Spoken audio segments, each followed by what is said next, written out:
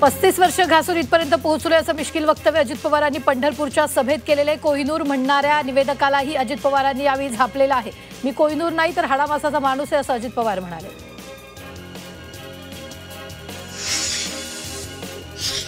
पूर्वी राणीच्या पोटातून राजा जन्मायचा, पण संविधानाने आपल्याला राजा ठरवण्याचा अधिकार दिला अशी प्रतिक्रिया देवेंद्र फडणवीसांनी दिली आहे। संविधानाने राजा ठरवण्याचा अधिकार दिला, संविधानाने लोकशाही दिली, संविधानाने सांगितलं की राजा राणीच्या पोटातून नव्हे तर मतपेटीतून जन्माला येईल असं फडणवीसांनी म्हटलंय। पाथरीत नगर परिषद निवडणुकीसाठी शिवसेनेने प्रचार सभा घेतली। सभेला शिवसेना खासदार श्रीकांत शिंदे उपस्थित होते। पाथरीमध्ये मुलींसाठी वसतिगृह उभारणार, वसतिगृहांसाठी 25 कोटींचा निधी देणार असल्याची मोठी घोषणा सामाजिक न्याय मंत्री संजय शिरसाट यांनी केलेली आहे। काँग्रेसच्या जिल्हाध्यक्षपदी राजाभाऊ पातकरांची वर्णी लागल्याने काँग्रेसमधील पदाधिकाऱ्यांनी राजीनामा सत्र सुरू केले। यावेळी काँग्रेस पदाधिकाऱ्यांनी राजाभाऊ पातकरांच्या जिल्हाध्यक्षपदी झालेल्या निवडीला विरोध दर्शवलाय। 6 महिन्यापूर्वीच पातकरांनी भाजपमधून काँग्रेसमध्ये प्रवेश केलेला आहे।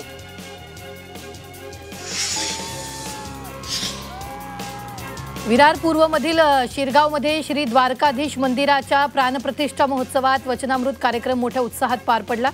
परमपूज्य जगद्गुरू शंकराचार्य स्वामी श्री अविमुक्तेश्वरानंद सरस्वती यांनी भाविकांना अध्यात्म, भक्ती आणि धर्म परंपरेवर प्रेरणादायी मार्गदर्शन केले। याआधी त्यांच्या हस्ते मंदिराच्या द्वार उद्घाटनाचा सोहळा पार पडला होता।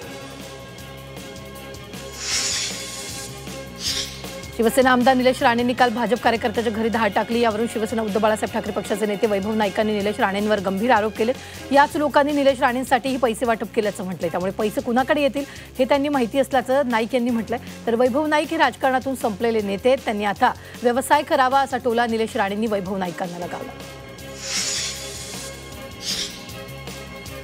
आगामी मुंबई महापालिकेच्या निवडणुकांसाठी भाजपने तयारी सुरू केली आहे। भाजपकडून इच्छुकांच्या मुलाखती घेण्यास सुरुवात झाली। एक आमदार आणि महामंत्री इच्छुक उमेदवारांच्या मुलाखती घेणार आहे। 2 आठवड्यात नावं सादर करण्याचे निर्देश यावेळी देण्यात आले। तसंच महापालिका निवडणुकांसाठी विद्यमान नगरसेवकांपैकी अनेकांचा पत्ता यावेळी कापला जाण्याची शक्यता आहे। लातूरमध्ये ऐन निवडणुकीच्या रणधुमाळीत काँग्रेस आमदार अमित देशमुखांना मोठा धक्का बसलेला। लातूर ग्रामीणचे काँग्रेसचे माजी आमदार डॉ. त्र्यंबक भिसेंनी हाती कमळ घेतले।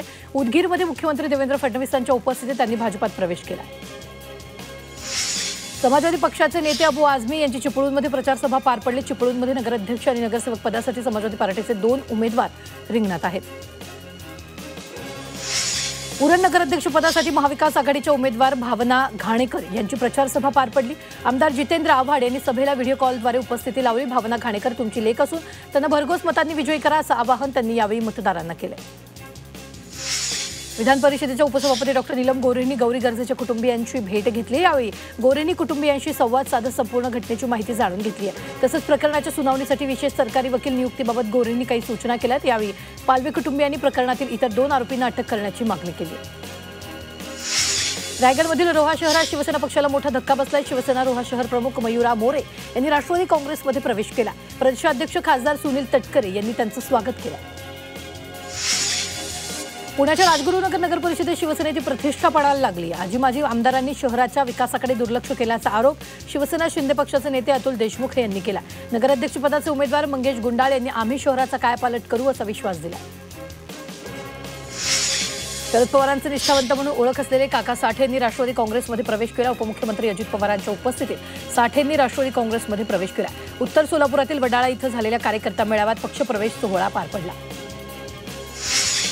रायगडमधील माणगावात निवडणुकांच्या पार्श्वभूमीवर पोलीस महानिरीक्षकांनी आढावा बैठक घेतली। निवडणूक काळात शांतता आणि कायदा सुव्यवस्था राखण्याच्या दृष्टीने काय उपाययोजना करता येतील यावर चर्चा झाली। तसंच आचारसंहितेचं काटेकोर पालन केलं जाईल आणि पोलिसांचा विशेष बंदोबस्त तैनात करण्यात येणार असल्याची माहिती दिली। सांगोल्यात प्रचाराच्या शेवटच्या दिवशी मुख्यमंत्री देवेंद्र फडणवीस यांची सभा होणार आहे। माजी आमदार शहाजीबाबू पाटील यांनी वारंवार एकटं पाडल्याची भावना व्यक्त केली। त्यानंतर आता मुख्यमंत्री काय बोलणार याकडे सगळ्यांचं लक्ष लागलं।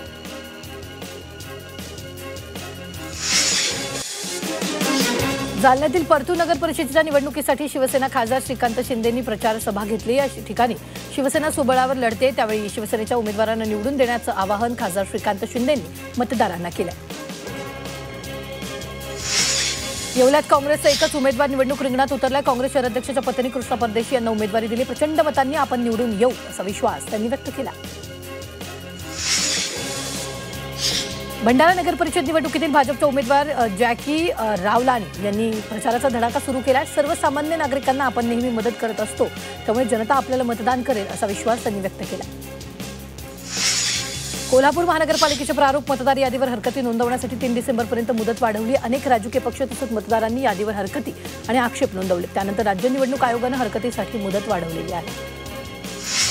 शिरूर नगर परिषद निवडणुकीत राष्ट्रवादी काँग्रेस शरदचंद्र पवार पक्षाकडून माजी आमदार अशोक पवार यांच्या नेतृत्वाखाली निवडणूक लढवली जाते। शरद पवार पक्षाकडून अलका खांडरे यांनी निवडणुकीच्या रिंगणात त्यांना उतरवले। प्रचारासाठी शहरात रॅली काढत मतदारांशी संवाद साधला। नाशिकमध्ये प्रारूप मतदार यादींवर 2000 हरकती दाखल झाल्यात। आता मतदार याद्यांवर हरकती घेण्यासाठी 3 डिसेंबरपर्यंत मुदत वाढ दिली, त्यामुळे आता नागरिकांना आपली नावं, पत्ता अशा विविध हरकती दाखल करण्यासाठी वेळ मिळणार आहे।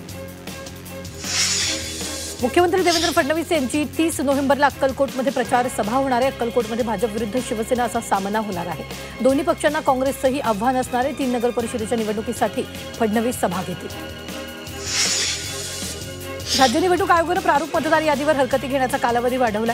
अनेक ठिकाणी हरकती दाखल होत असल्यामुळे 3 डिसेंबरपर्यंत मुदत वाढवली। मुंबई महापालिकेच्या प्रारूप मतदार यादीवर 1000 हरकती दाखल झालेल्या आहेत। सर्वाधिक सूचना आणि हरकती गोवंडी मानखुर्द भागातून नोंदवल्या असल्याची माहिती पालिकेने दिली आहे। पिंपरी चिंचवडमध्ये आरपीआय आठवले गटानं भाजपकडे 15 जागांची मागणी केली। भाजपसोबत निवडणूक लढणार असल्याचं स्पष्ट करताना रामदास आठवलेंनी तशा सूचना स्पष्ट केल्या।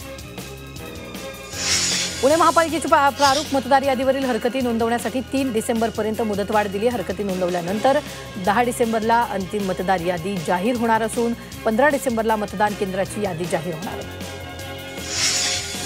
नागपूर महानगरपालिकेच्या प्रारूप मतदार यादीत 45,000 दुबार मतदार असल्याचं समोर आले। या मतदारांकडून मतदानापूर्वी 2 पैकी कोणत्या ठिकाणी मतदान करणार याचं हमीपत्र लिहून घेतलं जाणार आहे। मुंबई महापालिकेच्या हद्दीतील जाहिरातींचं नियमन करण्याच्या अनुषंगाने मुंबई महापालिकेकडून जाहिरातीची मार्गदर्शक तत्त्व जाहीर करण्यात आली। तसंच महापालिकेच्या वेबसाईटवरही जाहिरातीची मार्गदर्शक तत्त्व जाहीर करण्यात आली। जाहिरातदार आणि जाहिरात देणाऱ्या संस्थांनी या मार्गदर्शक तत्त्वांचं पालन करण्याचं आवाहन मुंबई महापालिकेनं केलेलं आहे। देशातील सर्वात मोठं वाढवण बंदराचं काम सुरू आहे, त्यामुळे मच्छीमार व्यवसायावर कुठलीही गदा न येता रोजगारात स्थानिकांना प्राधान्य दिलं जाईल असं आश्वासन फडणवीसांनी दिलं आहे।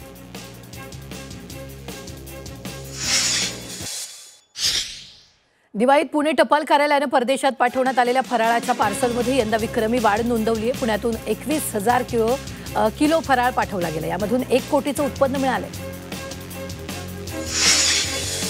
पुण्यात कचरा गाड्यांवर आता जीपीएसची नजर असणार आहे। महापालिकेच्या कचरा गाड्या वेळेत न पोहोचणं आणि मार्ग बदलल्याच्या तक्रारी वाढल्यानं सर्व गाड्यांवर जीपीएस नियंत्रण लागू केलं जाणार आहे।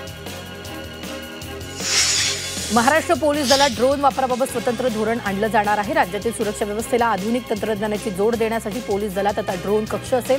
शासनाकडून अंतिम निर्णय मिळाल्यानंतर त्याची अंमलबजावणी करण्यात येईल। बदलापूर कर्जत 3ऱ्या आणि 4थ्या रेल्वे मार्गिकेसाठी 1324 कोटींचा निधी मंजूर केला। केंद्रीय रेल्वे मंत्री अश्विनी वैष्णव यांनी ही माहिती दिली। त्यामुळे बदलापूर, वांगणी, नेरळ, कर्जतमधील लाखो प्रवाशांना फायदा होणार आहे। कल्याण बदलापूर 3ऱ्या आणि 4थ्या मार्गिकेच्या प्रकल्पाचं काम 30% पूर्ण झालंय। तर बदलापूर ते बदलापूर कर्जत दरम्यान 3री आणि 4थी मार्गिका उभारण्याच्या प्रकल्पाला केंद्र सरकारनं मंजुरी दिली आहे। या ठिकाणी दुहेरी मार्गासोबत 2 नवे मार्ग तयार करण्यात येत आहेत, त्यामुळे लोकलच्या वाढीव फेऱ्या चालवणं शक्य होणार आहे। ठाण्यातील वाहनांची वाढती संख्या वाहतूक कोंडीचं कारण ठरते। 18 लाख लोकसंख्येच्या ठाणे शहरात तब्बल 16.5 लाख वाहनं आहेत, त्यामुळे नागरिकांनी सार्वजनिक वाहतुकीला प्राधान्य देणं गरजेचं असल्याचं मत ठाणे शहर वाहतूक शाखेचे उपायुक्तांनी व्यक्त केलं।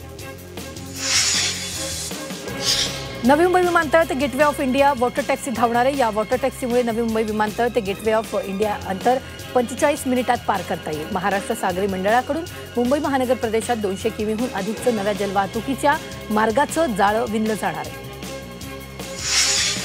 मुंबईपासून ठाण्यापर्यंतच्या मेट्रो प्रकल्पांसाठी सरकारनं 500 कोटींचं बिनव्याजी कर्ज वितरित केलं। विविध मार्गावरील 9 मेट्रो प्रकल्पांसाठी हे कर्ज वितरित करण्यात आले। यामध्ये केंद्र सरकारचा 50% तर कर तसंच 100% स्थानिक कर आणि जमिनीच्या खर्चासाठी हे कर्ज देण्यात आले। सरपंच संतोष देशमुख हत्येप्रकरणी आज बीडच्या विशेष मकोका न्यायालयात सुनावणी झाली। यावेळी कोर्टानं तपास यंत्रणांच्या कारभारावर तीव्र नाराजी व्यक्त केली आहे। संतोष देशमुखाच्या हत्येतील आरोपी कृष्ण आंधळे अद्याप का सापडत नाही असा सवाल सुनावणी दरम्यान कोर्टानं उपस्थित केला। एवढे दिवस तपास यंत्रणा काय करते अशा शब्दात कोर्टानं नाराजी व्यक्त केली आहे। बॉलिवूड अभिनेत्री शिल्पा शेट्टी हिनं व्यक्तिमत्व हक्काच्या संरक्षणासाठी उच्च न्यायालयात धाव घेतली। वेब पोर्टलवर आपलं नाव, प्रतिमा आणि अन्य व्यक्तिमत्व वैशिष्ट्यांचा वापर करण्यास मनाई करावी अशी मागणी शिल्पा शेट्टीनं केली आहे। शिल्पा शेट्टीचं व्यक्तिमत्व आणि प्रसिद्धी अधिकाराचा गैरवापर करण्यात आल्याचा आरोप यावेळी करण्यात आला। देशात परदेशी पर्यटकांची पहिली पसंती महाराष्ट्रालाच मिळत असल्याची माहिती समोर आली। गेल्या वर्षी सुमारे 37 लाख परदेशी पर्यटकांनी महाराष्ट्राला भेट दिली। मराठी एकीकरण समितीच्या कार्यकर्त्यांनी परिवहन मंत्री प्रताप सरनाईक यांची भेट घेतली। एसटीच्या बसेसमध्ये सर्व सूचना, मार्गदर्शक फलक मराठीत लावावेत, तसंच मराठी भाषा कायदा 2021ची अंमलबजावणी काटेकोरपणे एसटीमध्ये करावी या मागणीसाठी गोवर्धन देशमुख यांनी सरनाईकांची भेट घेतली। सुषमा अंधारेंनी मनमाडमध्ये जाऊन नितीन वाघमारे यांच्या घरी जाऊन त्यांच्या कुटुंबियांचं सांत्वन केले। नितीन वाघमारे हे नगर परिषद निवडणुकीसाठी शिवसेना ठाकरे पक्षाकडून उमेदवार होते। अचानक त्यांना हृदयविकाराचा झटका आल्यानं त्यांचा मृत्यू झाला आहे। धुळ्यात विद्यार्थिनींना स्वसंरक्षणाचे धडे देण्यात आले, तसंच सायबर सुरक्षा, मुलींचे कायदेशीर हक्क याबाबत मार्गदर्शन करण्यात आलं। कार्यक्रमात 10,000 विद्यार्थ्यांनी सहभागी झालेल्या होत्या। साताऱ्यातील म्हसवडमध्ये निवडणूक काळात सोशल मीडियावर दहशत माजवणाऱ्या गरुड गँगमधील चौघांची पोलिसांनी धिंड काढली। यावेळी कोयता, तलवारी यासारख्या घातक हत्यारांसह चौघांना अटक केली। पोलीस ठाण्यासमोर आरोपींनी हात जोडून यापुढे असं कृत्य करणार नाही अशी जाहीर माफी मागितली। मुंबई विद्यापीठाच्या हिवाळी सत्र 2025च्या परीक्षा पुढे ढकलण्यात आल्यात। काही भागांमध्ये निवडणुका होणार असल्यानं मुंबई विद्यापीठानं परीक्षा पुढे ढकलण्याचा निर्णय घेतला।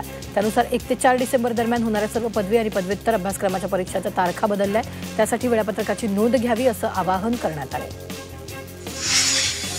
कोल्हापूर विमानतळासमोर तामगाव गावासाठी पर्यायी रस्त्याच्या मागणीसाठी आंदोलन झालं। यामध्ये 300हून अधिक आंदोलकांवर गुन्हे दाखल करण्यात आले। वाहतूक आणि सुरक्षेच्या दृष्टीनं अडथळा निर्माण केल्याप्रकरणी हा गुन्हा नोंद केला। संभाजीनगरातील पैठण तालुक्यात साखर कारखान्याविरोधात आंदोलन करण्यात आलं। शेतकरी स्वाभिमानी संघटना आणि शेतकऱ्यांनी हे आंदोलन केलं। उसाला इतर कारखान्यांप्रमाणे ऊस दर जाहीर करावा, थकीत बिल लवकरात लवकर जमा करावं या मागणीसाठी शेतकरी आक्रमक झाले। नाशिक शहरात थंडी कमी होती, मात्र हवेची गुणवत्ता देखील घसरत असल्याचं पाहायला मिळत आहे। हवा गुणवत्ता निर्देशांक 165 AQI पर्यंत गेला। मागील काही दिवसात थंडीमुळे हवेची गुणवत्ता घसरल्याचं सांगण्यात आलं होतं, मात्र आता थंडी कमी होऊनही हवेची गुणवत्ता घसरली आहे। मुंबईतील बोरिवली आणि मालाडमधील हवेचा दर्जा घसरलाय। समीर ॲपच्या नोंदीनुसार या ठिकाणची हवा अतिवाईट श्रेणीत नोंदली गेली आहे। या वातावरणामुळे नागरिक खोकला, सर्दीनं त्रस्त आहेत। मुंबईतील माझगाव वरळीनंतर आता बोरिवली आणि मालाडमधील हवेचा दर्जा खालावला। बोरिवली आणि मालाडमधील हवा अतिवाईट श्रेणीत नोंदली गेली आहे। राज्यातील काही भागात थंडी कमी झाली। ऐन हिवाळ्यातही दुपारी उन्हाचा सामना करावा लागतोय, तर काही दिवस राज्यात थंडी कमीच राहू शकते असा अंदाज हवामान विभागानं वर्तवला आहे। मुंबईत 3 आणि 4 डिसेंबरला पाणी कपात होणार आहे। भांडूप जलशुद्धीकरण केंद्राला पाणी पुरवठा करणारी तानसा जलवाहिनी बदलण्याचं काम मुंबई महापालिकेनं हाती घेतलंय। त्यामुळे अर्ध्या मुंबईत 3 आणि 4 डिसेंबरला 15% पाणी कपात केली जाणार आहे। त्यासाठी पाणी जपून वापरण्याचं आवाहन नागरिकांना करण्यात आलंय। भंडाऱ्याच्या लाखनीमध्ये ओव्हरब्रिजवरील ड्रेनेज पाईप कोसळला। सुदैवाने यामध्ये कोणतीही जीवितहानी झाली नाही, मात्र उड्डाणपुलाच्या कामावर प्रश्नचिन्ह उपस्थित केले जात आहे। त्रिभाषा धोरण समिती उद्या मुंबईत सर्वांशी संवाद साधणार आहे। शाळांमध्ये तिसरी भाषा पहिलीपासून की कोणत्या इयत्तेपासून लागू करायची या संदर्भात निर्णय घेण्यात येईल। यावेळी विविध क्षेत्रातील व्यक्ती आणि संस्थांचीही मतं जाणून घेतली जातील। भंडाऱ्यातील लाखनीमध्ये गुरढा येथील ग्रामपंचायतच्या जागेवर अवैध बांधकाम सुरू आहे। त्या बांधकामाला स्थगिती देण्याची मागणी स्थानिकांनी तहसीलदारांकडे केली आहे। या जागेवर मालकी हक्क दाखवत जागा परस्पर विकण्याचा प्रयत्न केला, त्यामुळे यावर कारवाई करण्याची मागणी होती। भायखळ्यातील राणीच्या बागेतील पर्यटकांमुळे महापालिकेच्या तिजोरीत भर पडली आहे। राणीच्या बागेतील विविध प्राणी आणि परदेशी पक्षी पाहण्यासाठी लाखो पर्यटकांनी बागेला भेट दिली। त्यामुळे जानेवारी ते नोव्हेंबर या कालावधीत पर्यटकांमुळे महापालिकेच्या तिजोरीत 17 लाखांहून अधिक महसूल जमा झाला आहे। उत्तर पुणे जिल्ह्यात आता बिबट्यांनंतर भरदिवसा तरसाचा मुक्त संचार पाहायला मिळतोय, त्यामुळे शेतकऱ्यांमध्ये भीतीचं वातावरण निर्माण झालं आहे। आता बिबट्यांसोबत तरसांनाही जेरबंद करण्याचं मोठं आव्हान वन विभागासमोर आहे। पशुसंवर्धन विभागानं गोशाळांच्या विविध उत्पादनाचा राज्याचा गो10 हा ब्रँड बाजारात आणण्याचा निर्णय घेतला। राज्यात सध्या 1068 गोशाळा आहेत, त्यापैकी 970 गोशाळांनी महाराष्ट्र राज्य गोसेवा आयोगाकडे नोंदणी केली आहे। राज्यातील बहुतांश जिल्ह्यात वन विभागाकडून पिंजरे लावून बिबटे जेरबंद करण्यात येत आहेत, मात्र पिंजऱ्यातील बिबटे सोडायचे कुठे हा प्रश्न वन विभागापुढे उभा राहिला। नाशिक, अहिल्यानगर आणि पुणे या 3 जिल्ह्यांमध्ये मिळून सुमारे 91 बिबटे सध्या पिंजऱ्यात कैद आहेत। नागपूर महापालिकेने सार्वजनिक ठिकाणांवरून भटक्या श्वानांना हटवण्याचं अभियान सुरू केलं। सर्व विभागांना सज्ज राहण्याची सूचना देण्यात आल्या। तसंच अतिरिक्त आयुक्तांकडे याबाबतची जबाबदारी देण्यात आली। किल्ले प्रतापगडावर शिवप्रताप दिन उत्साहात साजरा करण्यात आला। यावेळी शिवाजी महाराजांच्या अश्वारूढ पुतळ्यावर पुष्पवृष्टी करण्यात आली। किल्ले प्रतापगडावर शासकीय मानवंदनेत शिवप्रताप दिन उत्साहात साजरा करण्यात आला। यावेळी शिवरायांची मूर्ती असलेल्या पालखीची मिरवणूक काढण्यात आली। खेड तालुक्यातील जरेवाडीमध्ये काल भैरवनाथ महाराज आणि वाघोबा महाराजांचा प्राणप्रतिष्ठा तसंच कलशारोहण सोहळा संपन्न झाला। यावेळी भाविकांनी मोठ्या संख्येने गर्दी केली होती। या ठिकाणी कीर्तनासह विविध कार्यक्रमांचं आयोजन करण्यात आलं। सार्वजनिक आरोग्य विभाग, महिला आणि बालविकास विभाग आणि आदिवासी विकास विभागाचे प्रधान सचिव 5 डिसेंबरला मेळघाटच्या दौऱ्यावर जाणार। कुपोषणामुळे होणारे बालमृत्यू आणि गर्भवती महिलांच्या समस्येचा आढावा घेण्यासाठी हा दौरा असणार आहे। राज्यातील आदिवासी पाडे आणि दुर्गम भागात वैद्यकीय सेवा देण्यासाठी आवश्यक संख्येनं नवीन डॉक्टर मिळत नाहीत। दुर्गम भागात गट ब संवर्गातील 195 डॉक्टर 25 वर्षापासून पदोन्नतीपासून वंचित आहेत। पदोन्नती होत नसल्यानं ग्रामीण भागात नवीन डॉक्टर सेवा द्यायला कसे तयार होणार असा सवाल उपस्थित होतोय। मुंबईतील कुप्पा रुग्णालयात दाखल असलेले 26 रुग्ण खाटेवरून पडल्याची घटना घडली। जुलै ते सप्टेंबर या 3 महिन्याच्या कालावधीत 26 रुग्ण खाटेवरून पडले।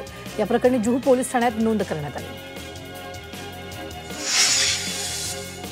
मुंबईतील सायन रुग्णालयात रुग्णांच्या जेवणातील चपात्या बनवण्याचं काम बाहेर देण्यात येणार आहे। यासाठी 4 महिन्यांचा 20 लाख रुपयाचा टेंडर काढण्यात आला। या करारानुसार दररोज 1300 दाखल रुग्णांना दुपारी आणि रात्रीच्या जेवणात प्रत्येकी 2 चपात्या पुरवल्या जातील। कल्याणमध्ये एका रिक्षाचालकानं नशेधुंदीत महिलेची छेड काढली। कल्याणच्या छत्रपती शिवाजी महाराज चौकात ही घटना घडली। यावेळी संतप्त नागरिकांनी रिक्षाचालकाला चोप दिलाय। त्यानंतर रिक्षाचालकाविरोधात गुन्हा दाखल केला असून महात्मा फुले पोलिसांनी रिक्षाचालकाला ताब्यात घेतलं।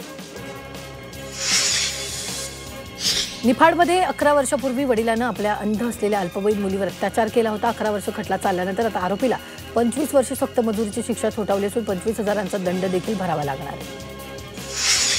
मालेगावातील चिमुकलीची हत्या करणाऱ्या आरोपीला आज पुन्हा न्यायालयात हजर केलं जाणार। या मुलीला लवकरात लवकर न्याय मिळावा या मागणीसाठी शिक्षणमंत्री दादा भुसे यांचे चिरंजीव आविष्कार भुसे मुंबई आग्रा महामार्ग रोखणार। या नराधमाला फाशी देण्याच्या मागणीसाठी आंदोलन केलं जाणार। मुंबईतील वाकोलामध्ये 5 वर्षाची मुलीचं अपहरण झालं होतं। पोलिसांनी मुलीचा शोध घेतला असून 5 आरोपींना अटक केली। मुलीच्या मामामामींनीच तिचं अपहरण करून तिला एका व्यक्तीला 90,000 विकलं होतं। त्या व्यक्तीनं मुलीला 1,80,000 दुसऱ्या व्यक्तीला विकलं। पोलिसांनी तपास करून मुलीचा शोध घेतला। शिरूरमधील रांजण गावात बंद घर फोडून चोरी करण्यात आली। चोरट्यांनी घराचं कुलूप तोडून दागिन्यांसह तब्बल 5,29,000चा मुद्देमाल लंपास केला। या प्रकरणी गुन्हा दाखल करण्यात आला। पुण्यात एका तरुणावर 2 गोळ्या घालून त्याला ठार केल्याची घटना घडली। खेड तालुक्यातील लादवड गावाजवळ ही घटना घडली। जुन्या हाणामारीच्या वादातून हा गोळीबार केल्याचा अंदाज व्यक्त केला जातोय।